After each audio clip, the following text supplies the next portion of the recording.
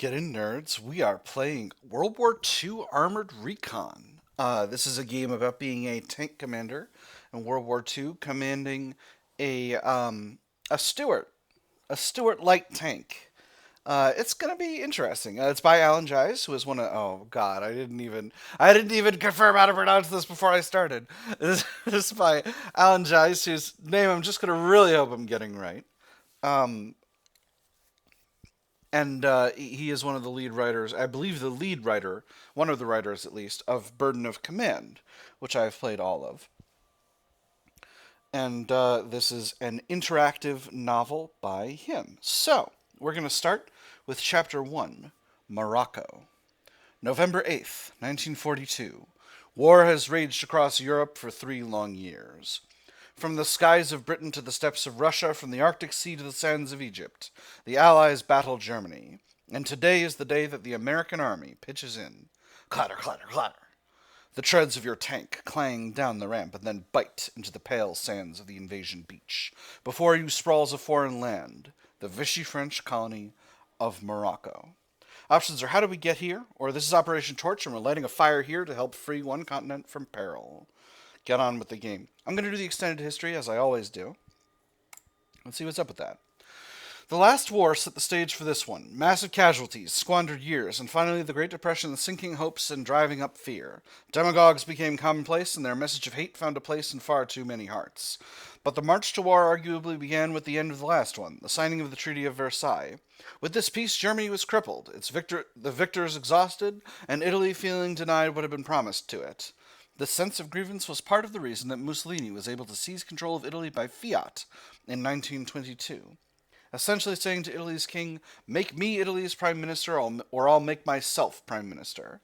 Italy would go on to pacify Libya, quote unquote, and then later attack Ethiopia. The League of Nations proved unable to stop this expansion by one of their own members.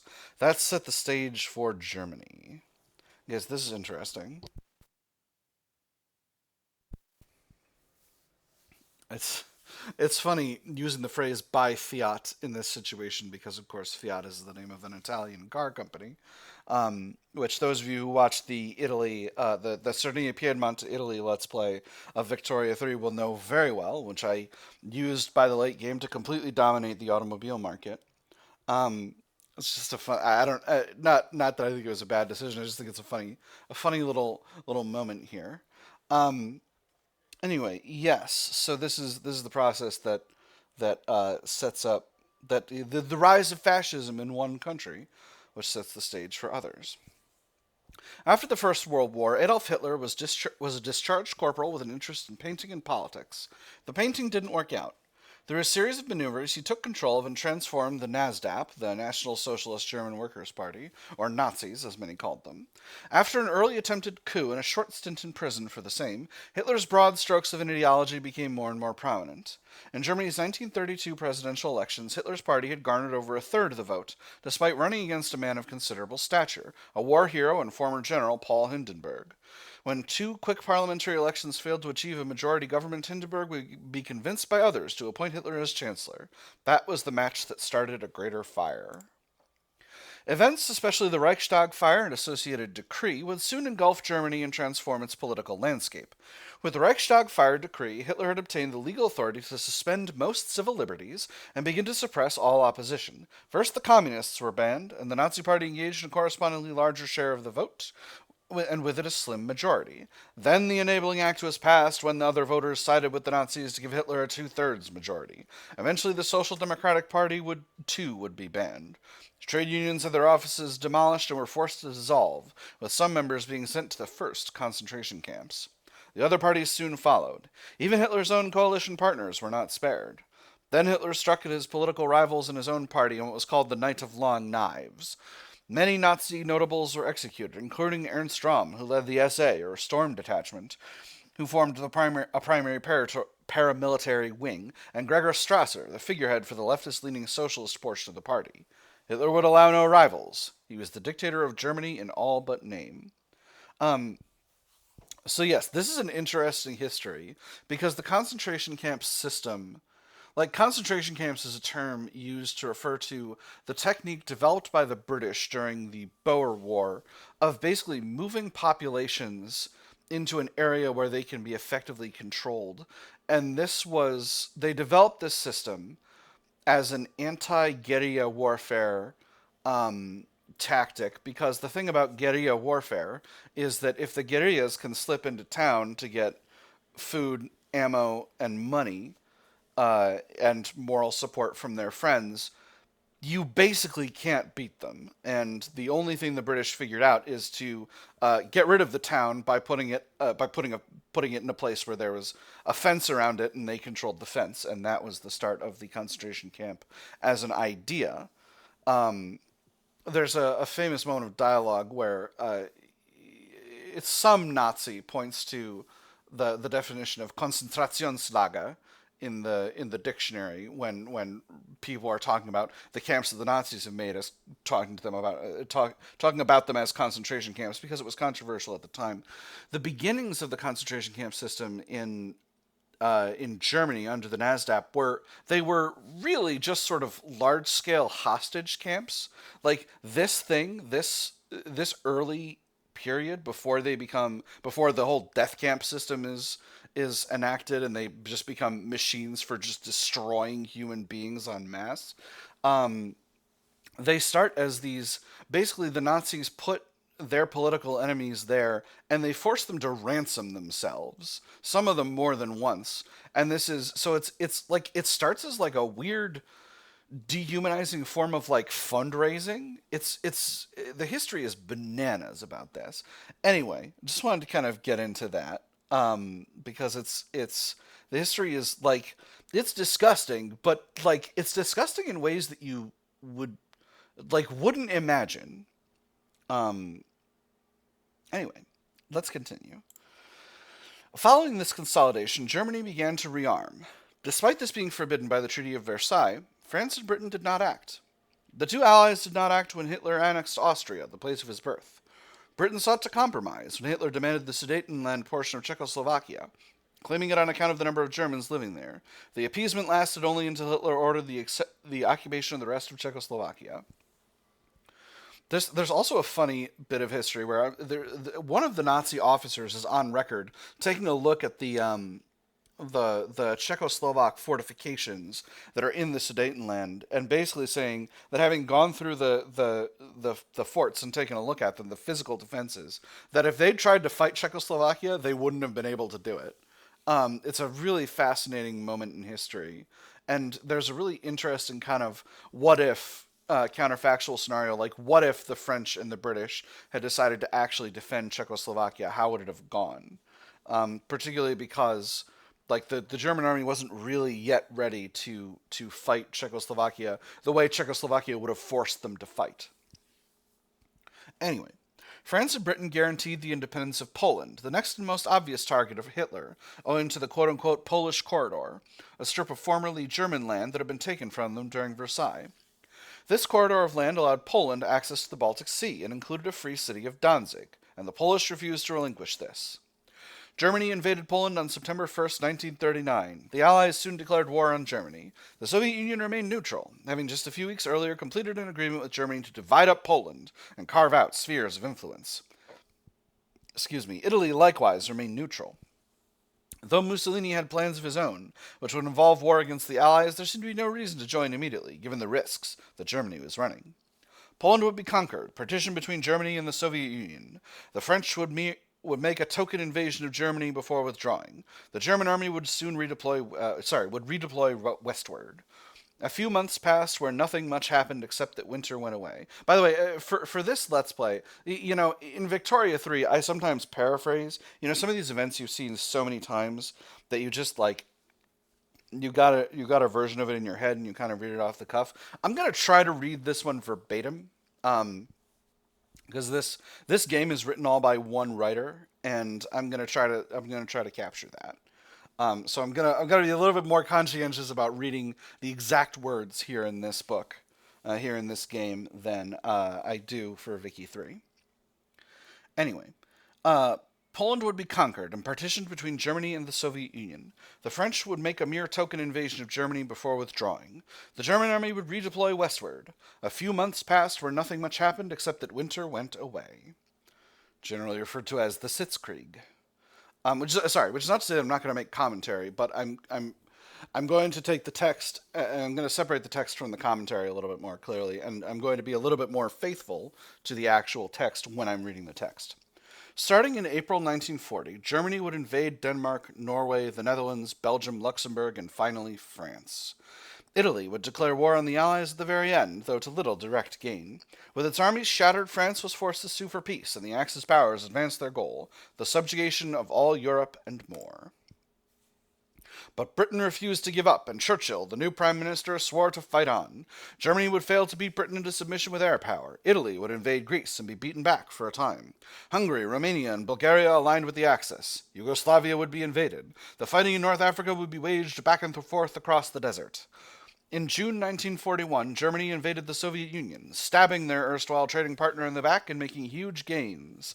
But though the Soviets were forced deep into their country, they were not beaten, and staged a brutal winter offensive that forced the Axis to consolidate until spring came. After the thaw in 1942, the Axis pushed forward in Russia again, reaching deep into the Caucasus Mountains and threatening the oil fields that fed the Soviet armed forces.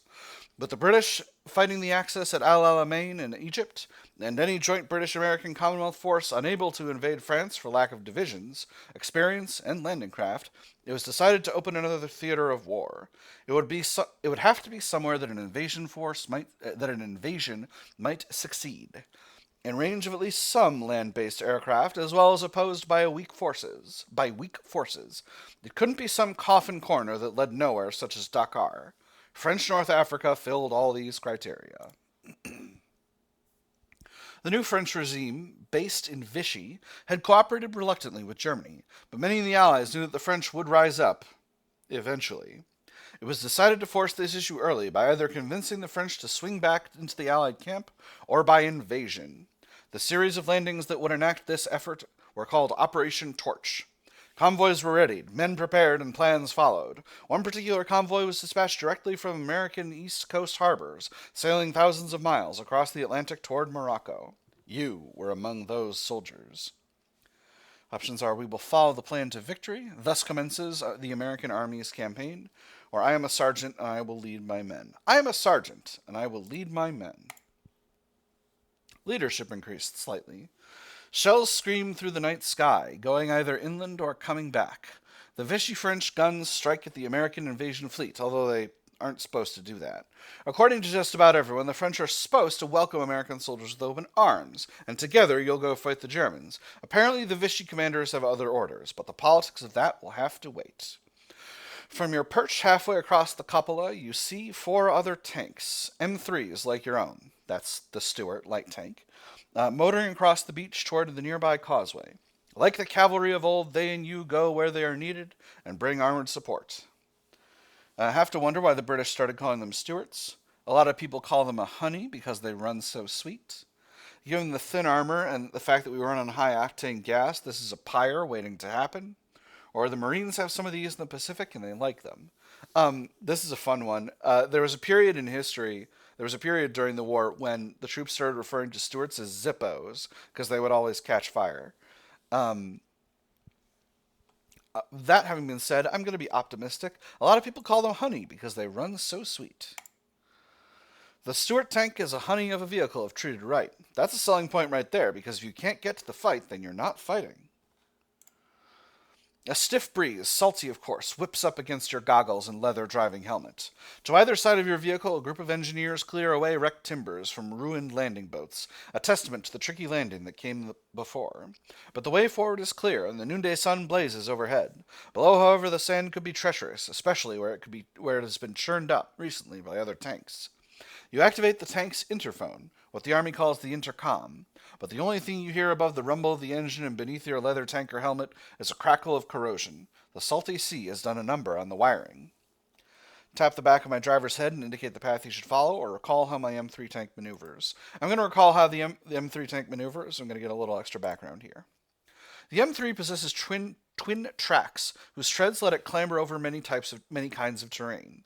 These are moved by a Continental R670, a radial engine usually found in airplanes, but also used in Stuarts, owing to the availability and reliability. Okay, so that's interesting. So I wonder if that's the engine that I wonder if looking at it, I would recognize that as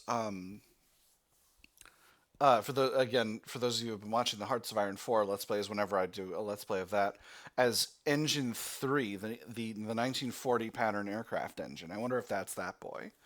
I think it might be, but I'm not sure. The only thing I recognize about that is radial engine usually found in airplanes. Anyway, with nearly 250 horsepower at your command, the tank can make over 30 miles an hour along a paved road, though that speed drops off swiftly when encountering curves or rough terrain, as the high-top design of the vehicle can lend it to tipping over if care is not taken. Depending on the angle of a slope, that can happen even if the driver is careful. The transmission has 4 speeds and 1 for reverse.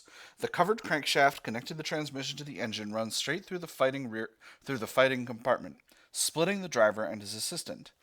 Lastly, a trailing rear idler wheel allows for additional ground contact. Now I'll tap the back of my driver's head and indicate the path he should follow. So this one is grayed out because this is where we're sitting right now, the second option, which is recall how my M3 tank maneuvers. That's the page we're on now. So I'm going to tap the back of my driver's head and indicate the path he should follow. You duck down from the cupola and tap your driver's head with your boot, hard enough that he can't think it's accidental. Private Owens idles the tank, slipping the gearing into neutral and waiting until the drive shaft to his right ceases to vibrate in its casing. Then he turns slightly and regards you with a steady gaze. His eyes are dark as ever. "Yeah, Sarge?" He has to shout to be heard. Pitch my voice low, as guys can, to be heard. Pitch my voice high, as women can, to be heard. At least he called me Sarge and not Sergeant. This is interesting. I've thought about what kind of a character I'm going to role play in this run, and I'm thinking probably I want to role play a little bit of a daredevil, but like a guy who fundamentally thinks of himself as a modern cavalryman. A bit of cavalry flair, a bit of daring do will solve every problem, as they say. I'm gonna pitch my voice low. Despite pitching your voice low, the competition with the engine is fierce, and then there are other problems common to the army. I think of my character as a little bit vain. Owens wisely doesn't release his white knuckle grip around the driving lever to raise the flap from the ear on his other helmet. This is what hand signals and lip reading are for. Gesture to the closest stretch of road. The less time on the sand, the better. Indicate the little beach house in the distance. That has to be more stable. Point toward the track the other tanks have taken. If it was good enough to them, it'll be good enough for us. Private Owens is one of the best drivers in the unit. I trust him to find the best path. I think I would trust Private Owen to find the best path, but he can't see jack all from inside the tank. That's my job. So, I'm going to point toward the track the other tanks have taken. Roads tend to have mines in them, and I'm not going to risk it. Little beach house in the distance. No, we're gonna follow the other tanks. You gesture toward where the other tanks have churned the sand. Owens signals back with thumbs up. With the direction concluded, you return to the cupola and hear Owens engaging the lowest gears. The tank follows the track the other tanks have left. The churned sand sends the treads slipping more and more until at last Private Owens steers the vehicle onto the road using the driver's levers and a bit of muscle. The way that's right. This is before the era of power steering. If you want to steer a vehicle, you have to physically steer it. The way ahead is clear, down the center anyway. American soldiers hoof it along either side of the pavement, heading toward the distant promise of battle under the guidance of their sergeants and officers. A nearby sign proclaims Fadala, 2 kilometres. Owens shifts the tank into second gear. The treads clatter steadily as your tank picks up speed, shifting into higher and higher gear until the hull reaches a tooth-rattling 30 miles an hour. At this speed, you're certain to catch up with the others, though a soft screech rises up at regular intervals, reminding you that sand, salt, and circumstance are all conspiring to bring your tank to a grinding halt, if you let it. Maintenance will always be a problem. I'm not worried. I've got Private Nelson's mechanical skills to rely on. Recall my tank's reliability issues. Let's do the third one. The M3 is an excellent and reliable tank, provided that it is well maintained. The trouble is that every part of it needs daily maintenance. The treads have to be examined lest they slip and possibly the entire track free. Worse is to have a portion of the track jam, possibly becoming so tight that the entire length has to be replaced, back at a field depot instead of just a field repair. The engine is excellent and reliable, but it is also a radial design originally intended for aircraft. That means having to deal with a lot of mechanical quirks. Lastly, this is a desert, and sand, dust, and even flies will land on and be stuck in every lubrication oil you've got. That means that filters will have to be checked constantly, lest all those bits clog up something critical. I'm not worried. I've got Private Nelson's mechanical skills to rely on. Nelson increases mechanical skill. Tank reliability increased. Interesting. Ooh, there's a show stats page. I wasn't even paying attention. A tank requires special care, and PFC Nelson gives it precisely that. Just this morning, back aboard the transport, he inspected the treads to check for slippage, cleaned the filters, and tested the engine. That left the rest of the crew to other duties, such as checking to make sure that the cannon, a little 37mm squirrel gun, hadn't accumulated any residue during the voyage. It had. Even when not fired, things build up inside the barrel that can lead to a casing failing to eject. There was also time to inspect the machine guns, adjust the delicate radio set, and test the quote-unquote Little Joe auxiliary generator. I'm going to show stats. Let's see what that is. Okay, review. Sergeant U.S. Soldier, Gunnery Unskilled, Driving Unskilled, Mechanic Unskilled, Health 5, Tactics 50% Veal, 50% Caution, 50% Delegation, 50% Control, 50% Adaptation, 50% Routine. Skills: Leadership 32%, Logistics 10%, Doctrine 10%, Career 0%, Observation 20%. Review my tank. Okay, hold on. We've got a separate set of dialogues here in the stats screen. Return to the game, review my tank, review my crew, change these statistics to a story-based format. So I'm going to review my tank. Tank, the tank. Location, Morocco Beach. Current condition, the tank is okay. Current damage, none. Fuel, sucking on fumes. Okay, we're very low on fuel right now. Radio operational, no additional modifications. Radio parts available, 0. Current rations, K rations. Dry stuff in cans and packets. Auxiliary generator, Little Joe is running just fine. Medical supplies, first aid pouch, the Carlisle bandage, and sulfa packets. Sulfa is an old school antibiotic. We'll review my men. We got a whole set. All right. Review my gunner. Name Mendoza. Status Mendoza is okay. Gunnery 1, driving 0, mechanical 0. Review my driver. Owens. Name Owens. Status Owens is okay. Gunnery 0, driving 1, mechanical 1. Review my mechanic. Name Nelson. Status Nelson is okay. Gunnery 0, driving 0, mechanical 2. Alright, return to my stats screen. And that brings us back here. Let's see what happens when we change the stats to a more story-based format. Oh, interesting. Okay, story-based stats enabled. Sergeant U.S. Soldier, Gunnery Unskilled, Driving Unskilled, Mechanic Unskilled, Health Healthy. Zeal, you can't win if you don't try. Delegation, you can't drive and shoot and command everyone all at once. Adaptation, the men need to be ready for anything. Leadership, lead follower, get out of the way. Logistics, the Army provides. Doctrine, the Army taught you the Army way. Career, your career has just begun. Observation, you see what you see.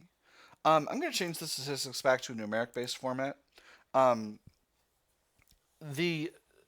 There's definitely a value to the... I think when we check back here, I'm going to swap back to the story-based format. There's definitely a value to that more sort of experiential thing, but I think the visual is a lot nicer like this. Anyway, let's return to the game, and I can do that either via next here or by hitting the button up here. So return to the game next. That should take us back here. All right, yes. You have to inspect the engines, test the Little Joe auxiliary generator. All right, moving right along here. A glance down below finds Private First Class Nelson yawning beside the whirling crankshaft just to his left. A cowlick of pale blonde hair pokes out from beneath his leather tanker helmet, shifting in the breeze that pours through the open viewport ahead of him. As ever, a wry, distant smile rests on his features. He reaches for a chaw of tobacco, a necessity in compartments where the awful tang of gas and oil fumes lurk. Unlike Owens, seated on the other side of the crankshaft, PFC Nelson doesn't smoke at all, and the Army, like so many others, seems ready to accommodate him on that by putting pouches of chewing tobacco in with the rations. Before Nelson rests a 30 cal machine gun set into a ball mount. That gives the assistant driver a ready weapon if the tank drives into trouble. Remind him to stay on the bow machine gun because the French are fighting. I trust him to know when to be ready to fight. Resume my place at the cupola ready for action. Being a leader is more than just being a soldier. Okay, here we go. Review skills and traits. We're doing a lot of reviewing. The Army has many different kinds of soldiers. Direct, like they need to be, or subtle, like a politician. There are those who are very verbose, because most were civilians just a little while ago. Others are stoic and barely say a word. Sarcasm tends to come with the territory, though a firm tone can go a long way, too. Okay, so these are the same three stats that we had in Burden of Command. I think I'm gonna be direct for this character. I think I'm going to be verbose, but I'm not going to be sarcastic this time. I think that'll vary it up a little bit. However, moving on with the narrative. However, a leader needs to be far more than all that. They need to lead their men, employ the doctrine of how the army fights, and maintain the constant logistics of a tank to keep enough fuel, rounds, and grub for the unit to fight and survive. The methods of a tank commander can vary. Some prefer to delegate important tasks to their men, knowing they can't be everywhere, but others get elbow deep in the details, and that works too. Some train their men to be adaptive to situations, while others insist on practicing routines until they become automatic. Finally, there's a time for zealous action and a time for caution, and most leaders have a preference for that too. General Patton certainly does. Observation is key on the battlefield, but if you're trying to make a career out of things, you have to keep an eye on a very different ball. Alright, interesting. Remind him to stay on the bow of his machine gun because the French are fighting. Delegation slightly decreased. You tap his shoulder with your foot. A man looks up at you, the bulge from his jaw ruining his otherwise tidy profile. At your gesture towards the bow of the machine gun, he calls out, Yeah, I got it, and settles into the ball mount, staring at the road ahead. A moment later, he gestures sharply forward. Over the din of the engine, you can just barely hear the pop, pop, pop of a foreign machine gun. When you stick your head out of the cupola, the sound of battle continues. Ahead, you see a platoon of infantry hugging a low, stony rise. Bullets zing off fist-sized rocks and send puffs of grit into the air. To your right of the turret, Mendoza shifts over to look through the gunnery scope. By reflex, he opens a breech in your tank's 37mm cannon, ready to load high-explosive or armor-piercing rounds at your command. This will be our first fight. Mendoza is a recent addition to the crew, but he'll do his part. I'm going to do the second one.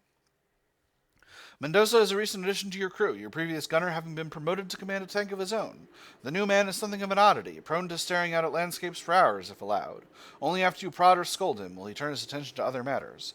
He also doesn't get along well with the others. That's to be expected, but hopefully it will change in time. You are their sergeant. You've trained together, and now you'll fight together. They know you already. Almost nobody uses my first name but my parents' input text. Okay. I'm Robert. Like many others, I'm John. As with many famous men, I'm William. They call me Harold because that's my name. Ooh, interesting. In Burden of Command, we went with Lieutenant Murphy. I think this character is... I kind of imagine this character as being maybe a second-generation British immigrant. A third generation British. So his grandfather came over from England, and I imagine him being English, not or of English descent, not from somewhere else in Britain or the Empire. I'm gonna go with, as with many famous men, I'm William. Officers may refer to me by my last name. I take pains to spell out that last name for them. My last name is James. I'm aptly named Slaughter. Abraham, as old as it sounds. Howell Jr., if you must know. Ooh, what a good set of options.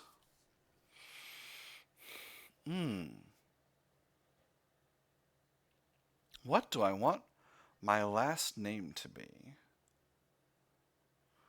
Oh, now that I know I can pick both. I wish I could go back. That's okay.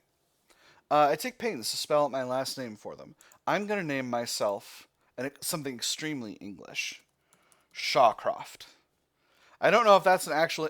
Don't you come at me, spelling autocorrect. Don't you come at me. I know your tricks, autocorrect. Let's see what it offers. It doesn't offer anything. It just wants me to know it's mad. Well, I'm mad too. Mad Bill, Wild Bill Shawcroft. All right, perfect. Here we're doing it. We're doing it. This is our characters officially decided. We are now Wild Bill Shawcroft. Oh my goodness. But a battle is brewing just off the road as rifle fire barks back and forth. This clash will be the first of many. This isn't the range. Remind myself of what it takes to hit a target. Tactical reminder. Drive off the road and get closer to our infantry. Slow down and find the enemy. Stop on the road and find the enemy. Drive past. I'm supposed to keep up with the others. We'll do the first one. Actually, we're getting right towards half an hour, and this is kind of the beginning of things. We're at Fadala. I recognize this battle from Battle 3 of the Burden of Command Morocco campaign. So I'm actually going to cut the episode here. We'll get a tactical reminder, and then we'll get stuck in. So that is all I've got for this episode, my nerds. I have had fun. I hope you all have had fun, and I will see you on the other side.